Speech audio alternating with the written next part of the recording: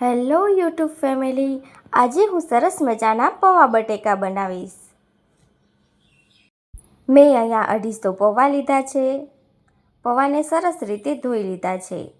પૌવા બટેકા બનાવવા માટે ડુંગળી લીધી છે, બટેકા લીધા છે, ટમેટાં લીધા છે, કાપેલા મરચાં લીધા છે, શેકેલી સિંગ લીધી છે, સેવ લીધી છે અને લીંબુ લીધું છે. 2 થી 3 ચમચા જેટલું તેલ લેશું અને ગરમ થવા દઈશું. ગરમ થઈ જાય એટલે તેમાં આપણે રાઈ ઉમેરી દઈશું.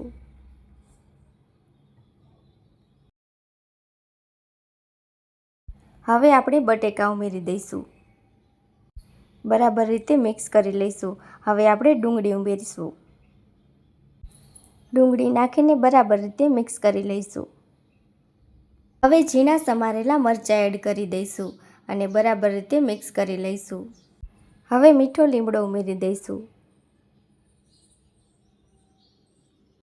બરાબર રીતે મિક્સ કરી લઈશું. ડુંગળી અને બટેકાને તેલમાં જ ચડવા દઈશું.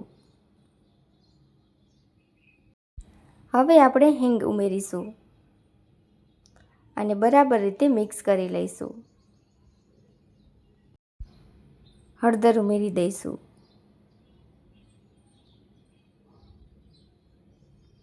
સ્વાદ અનુસાર મીઠું એડ કરીશું. મસાલો નાખીને બરાબર રીતે મિક્સ કરી લઈશું. હવે બરાબર રીતે ચડવા દઈશું.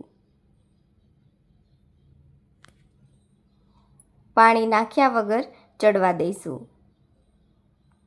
2 મિનિટ માટે ઢાંકી દઈશું. જો બટેકું છે એ ચડી ગયું છે. હવે આપણે ઝીણા સમારેલા ટમેટાં ઉમેરી દઈશું.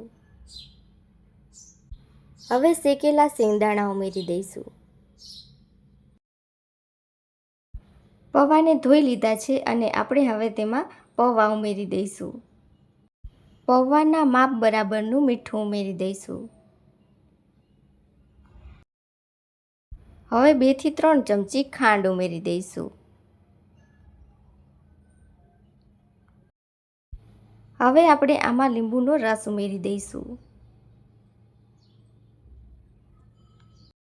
બરાબર રીતે મિક્સ કરી લઈશું. હવે થોડી દ્રાક્ષ ઉમેરી દઈશું.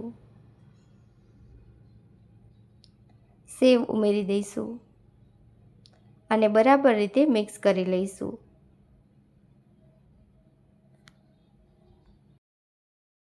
જો તમને મારી રેસિપી પસંદ આવી હોય તો મારા વિડીયોને લાઈક કરજો, ચેનલને સબસ્ક્રાઈબ કરજો અને તમારા મિત્ર સાથે શેર કરજો.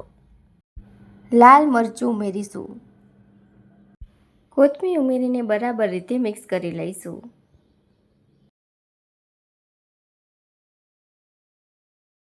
તૈયાર છે આપણા સરસ મજાના પૌવા બટેકા.